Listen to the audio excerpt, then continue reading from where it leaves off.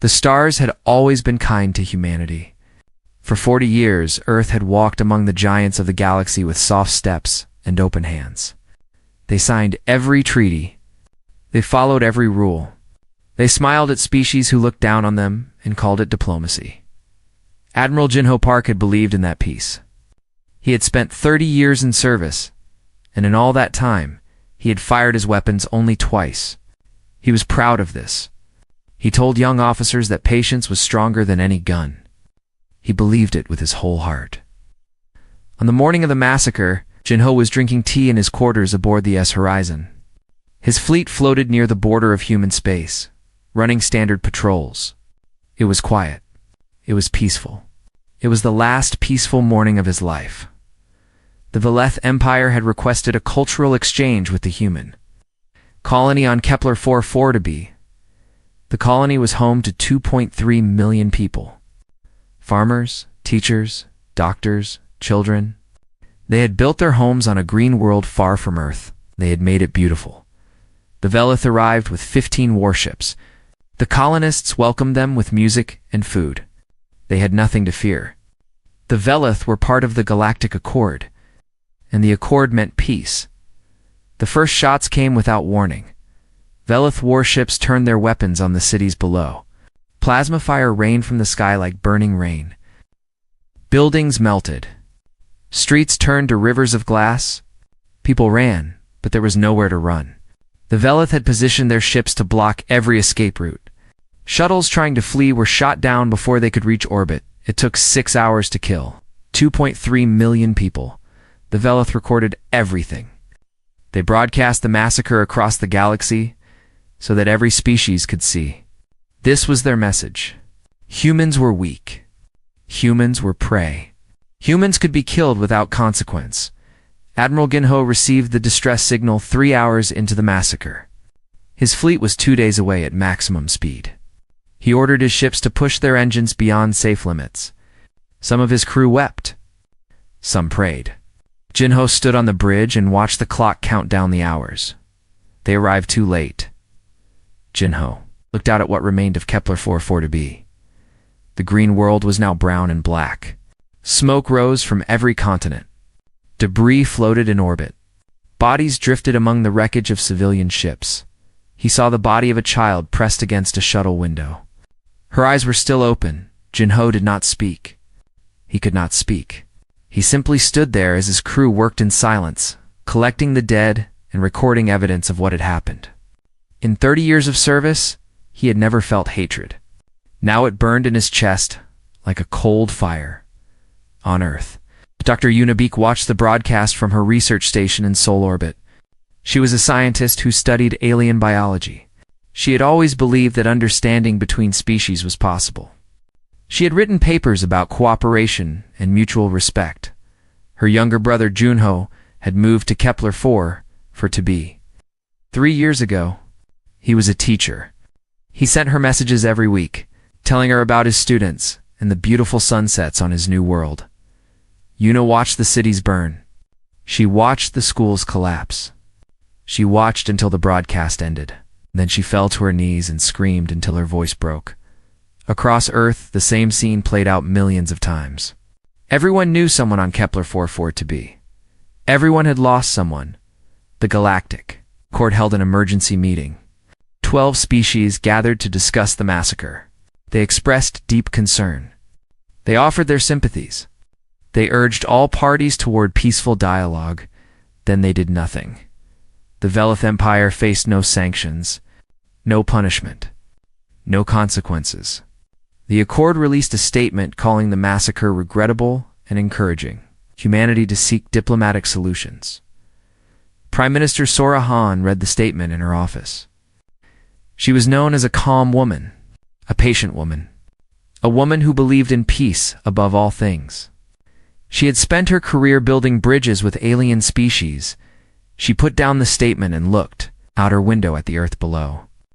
Somewhere down there, parents were telling their children that they would never see their relatives again. Somewhere down there, people were crying for justice that would never come. Sora had believed in the Accord. She had trusted the galaxy to protect her people. That trust was now ash. Just like the cities of Kepler-44b, General Taeyeon-ru entered her office without knocking.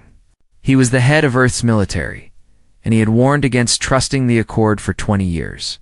No one had listened. Now everyone would. He placed a folder on her desk. It was marked with a single word. Prometheus Soar looked at the folder. She knew what it contained.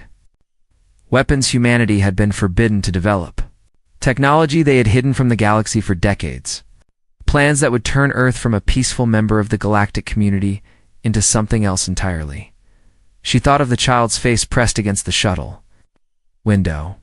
She thought of 2.3 million names that would never be spoken again.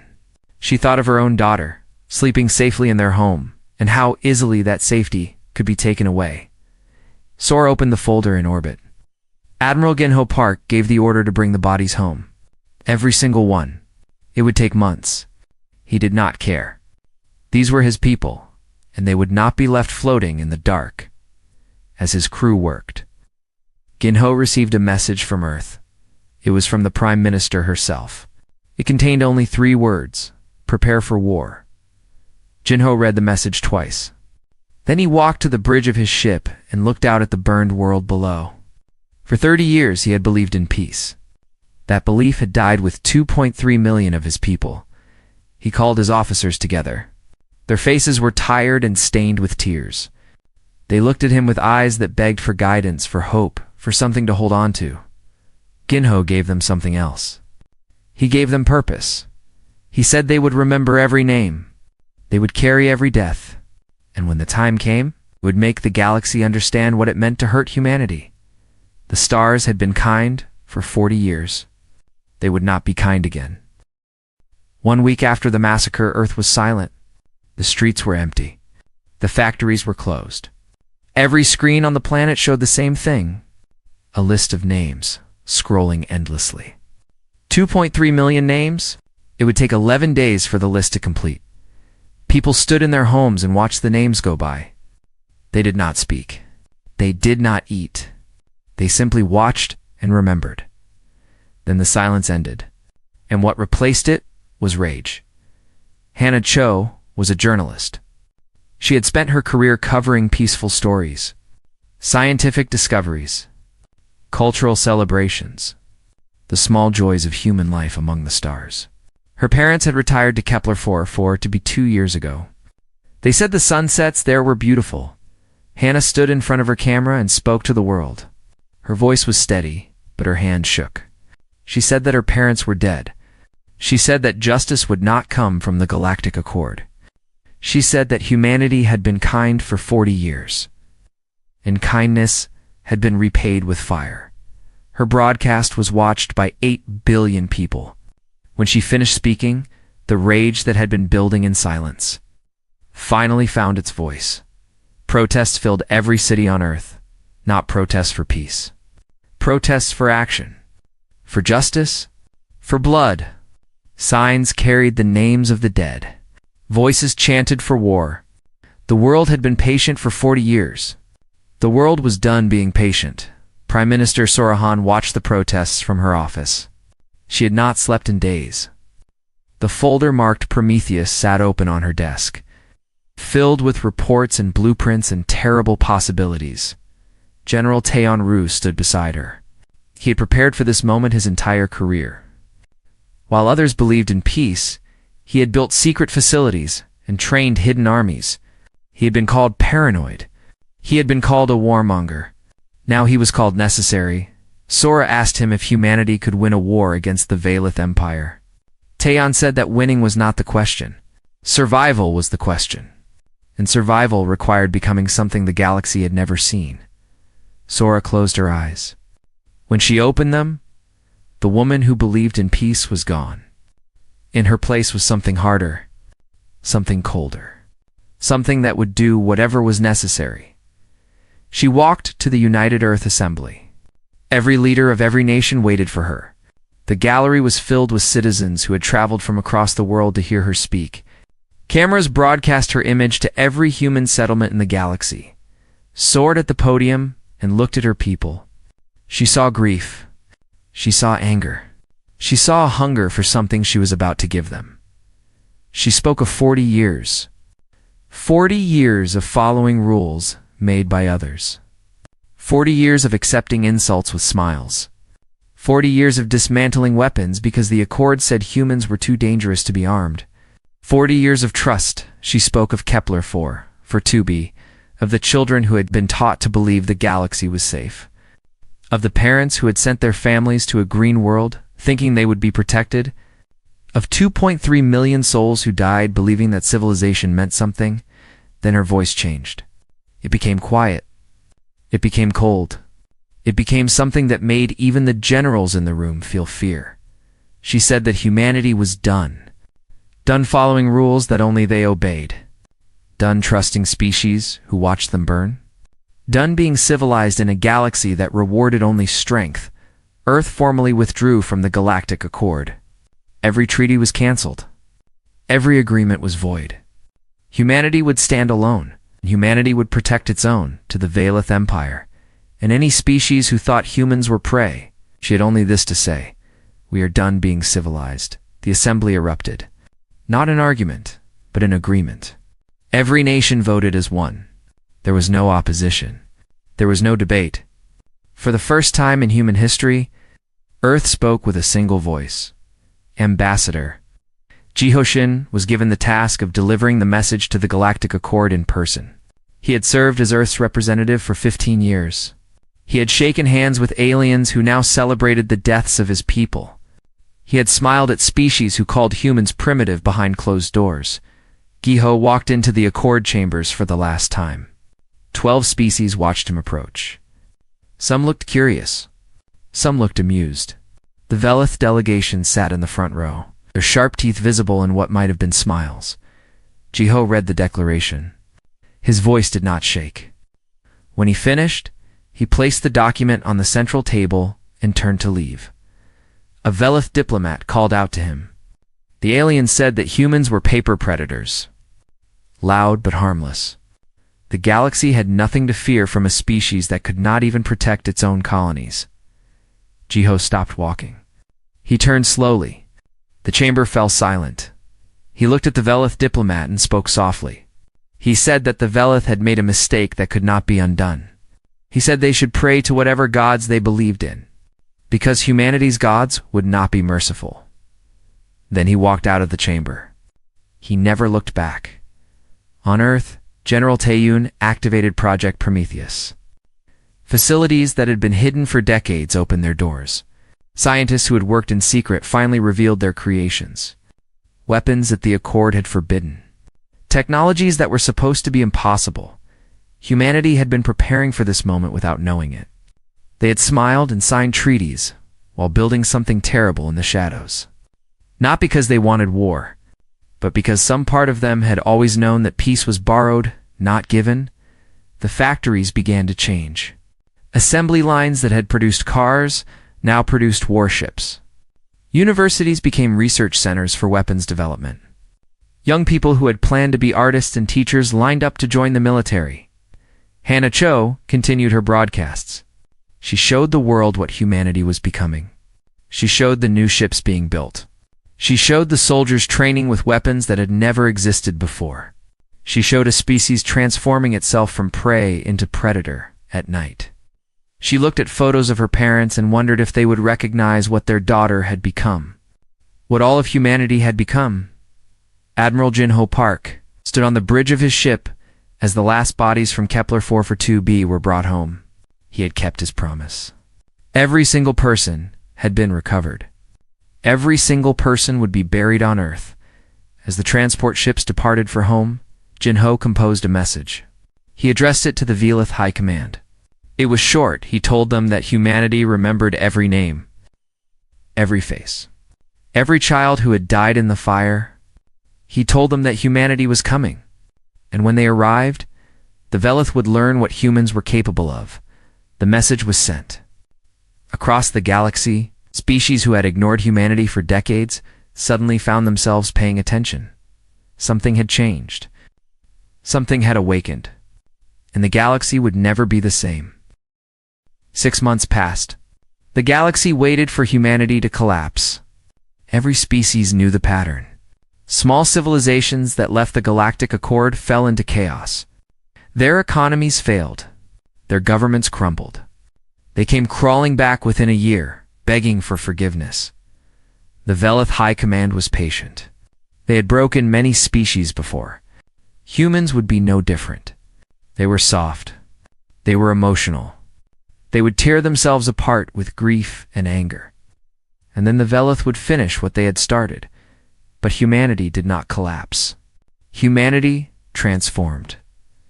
Lieutenant Yoonji Lim had been a cargo pilot before the massacre. She flew supply ships between Earth and the outer colonies. It was boring work, safe work. She had never fired a weapon in her life. Now she sat in the cockpit of something that had no name yet. It was small and black and shaped like a knife. It moved faster than anything in the galaxy. Its weapons could cut through battleship armor like paper.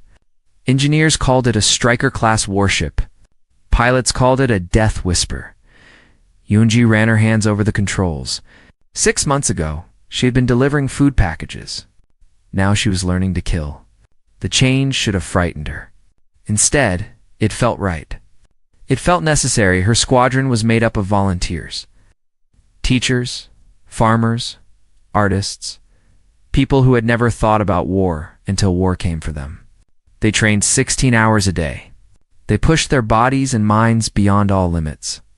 When one of them wanted to quit, they looked at the photos of Kepler 440b that covered the walls of their barracks. No one quit. EUNG. Named her squadron the 2.3 million. Every pilot carried a list of names from the massacre. They memorized them. They whispered them before every training mission. The dead were always with them. On Earth, Dr. Hyun Choi stood in front of the United Military Command and presented the weapons of Project Prometheus. He was a thin man with tired eyes. He had spent 20 years building things that were never supposed to be used. Now they would be used, and he was not sure how to feel about it. He showed them antimatter warheads. Small enough to fit in a fighter, but powerful enough to crack a moon. He showed them nanite swarms that could eat through enemy ships from the inside. He showed them gravity pulse generators that could crush a fleet into a ball of twisted metal. The generals watched in silence. They had known that secret programs existed, but they had not known the scale. Humanity had been preparing for extinction without realizing it. General, Taeyeon asked, how long until the weapons were ready for combat? Dr. Haeon said they were already ready. They had been ready for years. They had just been waiting for permission. Permission was given. Sergeant Dong Yuk-yoon trained the ground forces. He was a large man with scars on his face from battles most people had forgotten. He had fought pirates on the outer colonies. He had protected mining stations from raiders. He knew what it meant to fight when no one was coming to save you. His soldiers were called Reapers. They wore black armor that made them invisible to sensors. They carried weapons that could punch through walls. They trained in environments that would kill normal humans. Extreme heat. Extreme cold. No gravity. Dong HYUK pushed them until they broke. Then he put them back together and pushed them again. He told them that the Velith were stronger and faster than humans. The only way to beat them was to be harder, more ruthless, more willing to die. His soldiers listened. They became something that did not exist before. Human weapons. The Velith sent scout ships to probe human space. They expected to find chaos. Refugees fleeing. Defenses crumbling.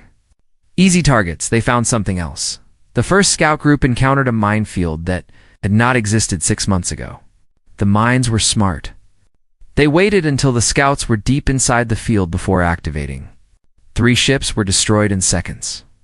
The 4th tried to flee and ran into a second minefield. The second scout group found a human patrol. 5 small ships against 1 Velith cruiser. The Velith captain laughed and ordered his weapons to fire. The human ships moved like nothing the Velith had ever seen. They dodged plasma fire with impossible speed. They slipped through gaps in the cruiser's defenses. They attached something to the hull and then flew away. The Velith captain had 3 seconds to wonder what had happened before. His ship was eaten from the inside by machines too. Small to see, the 3rd scout group simply vanished. No distress signal. No debris, nothing. They entered human space and never came out. The Velith High Command reviewed the reports. They dismissed them as accidents, malfunctions, bad luck. Humans were weak. Everyone knew this. A few lost scouts meant nothing. They were wrong. Admiral Jinho Park watched the scout encounters from his command ship. His fleet had grown. New ships arrived every week, fresh from the factories of Earth. Crews trained around the clock. The machine of war was spinning faster every day. Ginho sent a message to the Velith homeworld. It was simple. He told them that humanity remembered. He told them that humanity was coming. He did not say when. He did not say how. He let them wonder. The message was meant to create fear. For the first time, Velith citizens began to ask questions. Why had they attacked the humans? What if the humans fought back? What if the humans won? The Velith government silenced these questions quickly. But the fear remained. It grew in the dark places where governments could not reach. Dr. Unibeek worked in a different kind of laboratory now. She no longer studied alien biology for understanding. She studied it for weakness. Every species had vulnerabilities, pressure points, things that could hurt them. She found many things that could hurt the Velith. Yuna worked with cold focus. She did not cry anymore. She had no tears left. She had only purpose. Her brother had died believing in peace. She would not make the same mistake. Across human space, the same transformation happened. Scientists became weapons designers. Doctors became combat medics. Artists became propaganda makers. Every skill was turned toward a single goal. The galaxy had made a mistake. They had looked at humanity and seen sheep, soft creatures that followed rules and avoided conflict. They had not looked closely enough. Sheep were what humans pretended to be. Wolves were what humans actually were. Lieutenant Yunji completed her training. Her squadron was declared combat ready. She sat in her striker and looked at the stars. Somewhere out there, the Velith were waiting. They thought they were safe. They thought they had one. They were about to learn otherwise. Admiral Jinho gave the order. The fleet began to move. Not toward the Velith border. Not yet. They moved to hidden positions throughout the galaxy, waiting, preparing, building the trap that would spring when the time was right.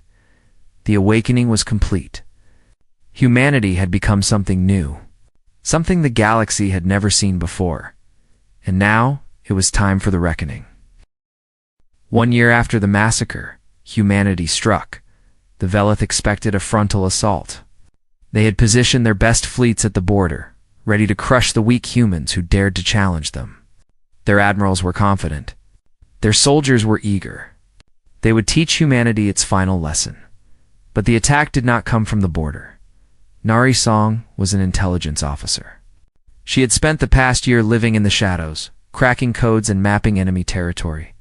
She knew every Velith supply route, every fuel depot, every communication relay. Every weakness, she gave Admiral Jinho Park 17 targets. 17 places where the Velith were vulnerable. 17 keys that would unlock their destruction. Jinho looked at the targets and smiled. It was not a happy smile. It was the smile of a man who had waited a long time for this moment. At midnight, Earth time, human fleets appeared simultaneously at all 17 locations. They came out of hiding like ghosts. No warning, no announcement. Just silent ships emerging from the darkness. The Velith fuel depot at Station Corvin was the largest in their empire. It supplied half their military fleet. It was guarded by 50 warships and 10,000 soldiers. The human fleet arrived with 100 ships and weapons that should not exist. Captain Minho Kong commanded the ESS Vengeance. It was a Dreadnought-class warship, the largest ever built by human hands. Its hull was black. Its weapons glowed with contained fire. It moved through space like a predator stalking prey. Minho had been a young officer on the ESS. Horizon, the day of the massacre, he had helped collect the bodies of children from the wreckage. He had carried them to the transport ships and tried not to look at their faces, Now he gave the order to fire. The Velith ships were not prepared. They expected enemies who followed rules, enemies who announced themselves, enemies who gave warnings and demanded surrender. Humans gave no warnings. Humans demanded nothing. Antimatter warheads tore through Velith formations. Ships that had taken years to build were destroyed in seconds. Crews that had trained for decades died without understanding what had hit them. The fuel depot exploded. A chain reaction spread through the storage tanks, each explosion feeding the next. The light was visible from 3 star systems away, at the Velith shipyards of Draven Prime. Lieutenant Yunji Lim led her squadron into battle. 12 Striker-class ships against 200 enemy fighters. The odds were impossible. Yunji smiled. Impossible was where humans did their best work. Her ships moved in patterns the Velith could not predict. They used the shipyard's own structures as cover, weaving between half-built warships and fuel lines. Velith fighters tried to follow. They crashed into walls. They shot each other in the confusion. They died screaming. Yunji lost for pilots. She mourned them. Then she led the survivors deeper into the shipyard and placed charges on every critical system. When they flew away, the shipyard collapsed behind them. 2 years of Velith construction work vanished in fire at Communication Relay 7. Narisong led a small team aboard the station. They wore Reaper armor. They moved like shadows. The Velith guards never saw them coming. Nari found the central computer and downloaded everything. Years of Velith military secrets, fleet positions, invasion plans, political communications. All of it now belonged to humanity. Then she planted a virus. It would spread through every connected system. It would corrupt data. It would delete records. It would make the Velith blind. She walked out of the station as it died around her. Her team lost no one. The war lasted 6 months. It was not a war of conquest.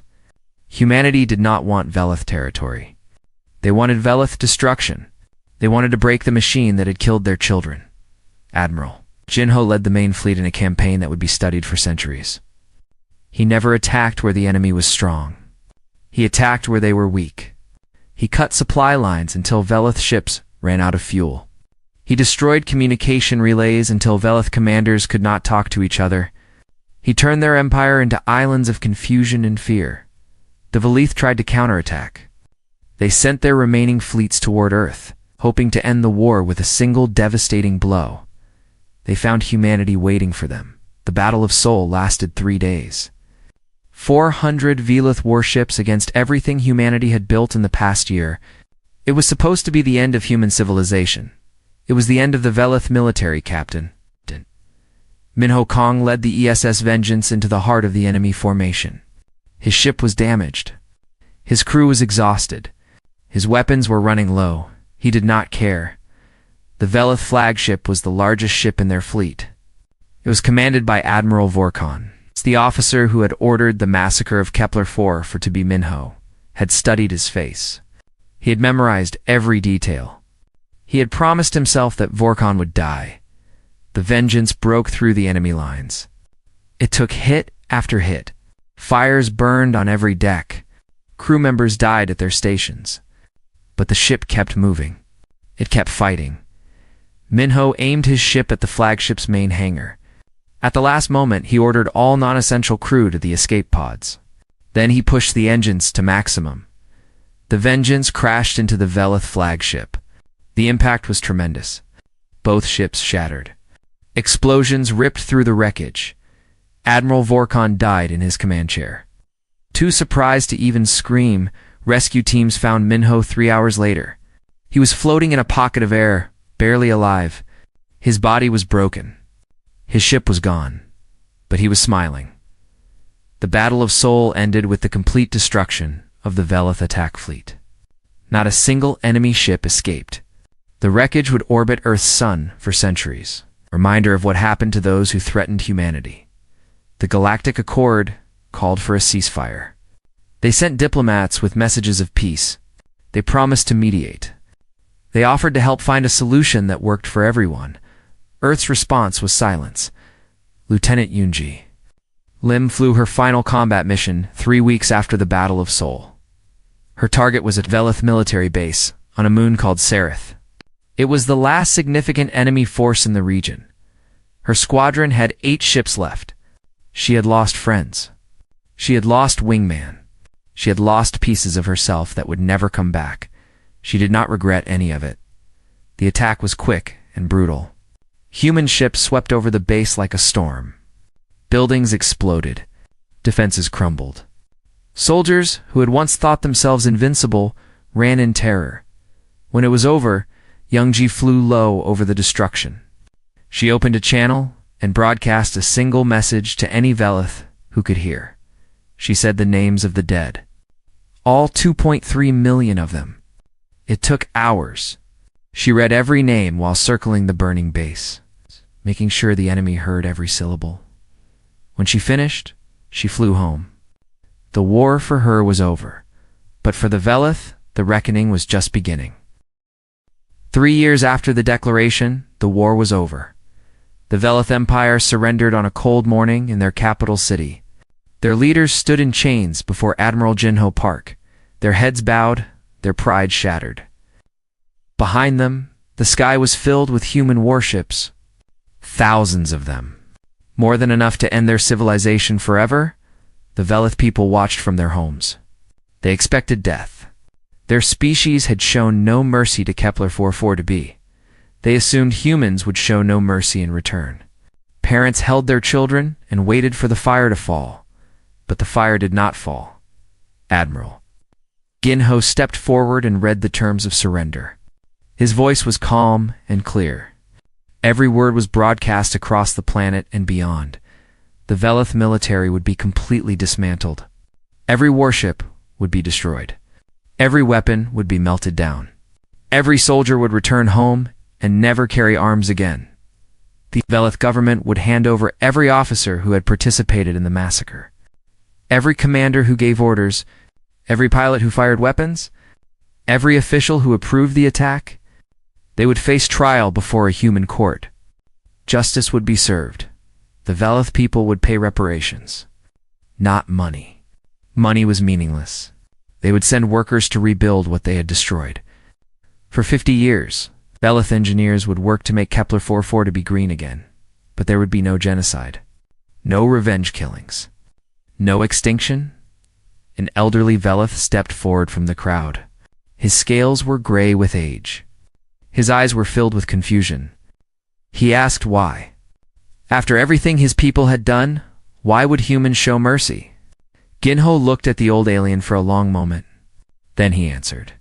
He said that humans could have destroyed the Velith homeworld. They had the weapons. They had the power. They had every reason. But destruction was what the Velith would have done. Humanity was not the Velith. He said that humans had been civilized once. They could be civilized again. But the galaxy should never forget what they became when they had to. The next species that touched human children would not receive mercy. They would receive extinction. The old Velith bowed his head. He understood. The trials began 1 month later. 47 Velith officers were found guilty of crimes against humanity. They were executed quickly and without ceremony. Their names were erased from Velith history. They became nothing. Admiral Vorkan, who had died in the Battle of Seoul, was tried in absence. His family was not punished. His children were allowed to live normal lives. Humans did not believe in blood guilt. Only those who committed crimes would pay for them. Prime Minister Sorahan addressed the galaxy from the rebuilt city of New Seoul. Her hair had turned gray during the war. Her face showed lines that had not been there before. She looked like someone who had carried the weight of worlds. She spoke of what humanity had learned. They had learned that peace was not given. It was built. It was defended. It was earned through strength as much as kindness. She spoke of what humanity would become. Protectors, guardians, a species that built and healed and explored. But also a species that would never again let its children burn. She invited the Galactic Accord to work with humanity on new terms. Not as masters and servants. Not as superiors and inferiors. As equals who understood that rules meant nothing without enforcement, the accord accepted. They had no choice. The species that had laughed at humans now needed them. Dr. Unibeek traveled to Kepler 4 for 2b, before the dedication ceremony. The planet was still scarred. It would take decades for the damage to heal fully. But the work had begun. Where cities had burned, gardens now grew. Where schools had collapsed, new schools were being built. Where millions had died, a memorial stretched across an entire continent. Obsidian walls carved with names, 2.3 million names. Every single one. Una found her brother's name on the wall. She touched the carved letters with trembling fingers. She had not cried in years. Now the tears came, and she let them fall. A Velith worker approached her. He was young, barely an adult by his species standards. He had been assigned to the memorial maintenance team. His job was to keep the names clean and visible forever. He asked if the name she was touching belonged to someone she knew. Una said it was her brother. He had been a teacher. He had loved this world. The Velith worker bowed his head. He said he was sorry. He said his people had done a terrible thing. He said he would spend his life trying to make it right. Una looked at him for a long moment. Then she nodded. She did not forgive him. She could not forgive him. But she accepted that he was trying. That was enough. For now, Hannah Cho completed her documentary on the war. It was 12 hours long. It showed everything. The massacre. The declaration. The transformation. The battles. The surrender. The trials. It ended with footage of children playing on New Kepler Station. They ran through corridors and laughed at jokes only children understood. They had been born after the war. They knew nothing of burning cities and floating bodies, but they knew they were safe. They knew that the largest defense fleet in the galaxy watched over them. They knew that no species would ever touch them again. Hannah showed the documentary to Admiral Jinho before its release. He watched in silence. When it ended, he asked if she had included everything. Hannah said she had included the truth. All of it. The good and the bad. The mercy and the killing. The hope and the rage. Jinho nodded. He said that was what the galaxy needed to see. Not propaganda. Not lies. The truth of what humanity was and what humanity could become. The documentary was broadcast across the galaxy. Every species watched it. Every academy made it required study. Every child learned the story of Kepler-4 for 2b. They learned that humans preferred peace. That humans built hospitals and schools and gardens. That humans reached out with open hands to species in need. They also learned that humans had burned the Velith Empire to the ground when their children died. They learned that human ships were the fastest and most deadly in the galaxy. They learned that human soldiers fought without surrender. Captain Minho Kong recovered from his injuries. It took 2 years. His body was more machine than flesh now. But he was alive. He was promoted to admiral. He was given command of the largest fleet in human history. He spent his days training young officers. He told them stories of the war. He told them about the friends he had lost. He told them about the price of being unprepared, and he told them about mercy. About how humanity had won not just through strength, but through choice. They had chosen not to become the monsters they had fought. That choice mattered more than any victory. 50 years later, the galaxy knew a simple truth. Humanity was kind. Humanity was generous. Humanity helped those in need, regardless of species. And humanity was never to be threatened again. Above the entrance to the Galactic Council chambers, words were carved in stone. They were in every language, of every species. They would remain there forever. Reminder of what had happened, and what would happen if the lesson was forgotten. The words were simple. They said, "Do not mistake our kindness for weakness. We chose to be civilized. We can choose differently." The galaxy remembered. The galaxy always would, and in the gardens of Kepler-4 to be. Where 2.3 million names stood carved in obsidian, flowers bloomed in colors that had not existed before the humans came. Children played among the memorials, their laughter echoing across the valleys. The dead were not forgotten. They never would be. But life continued. Humanity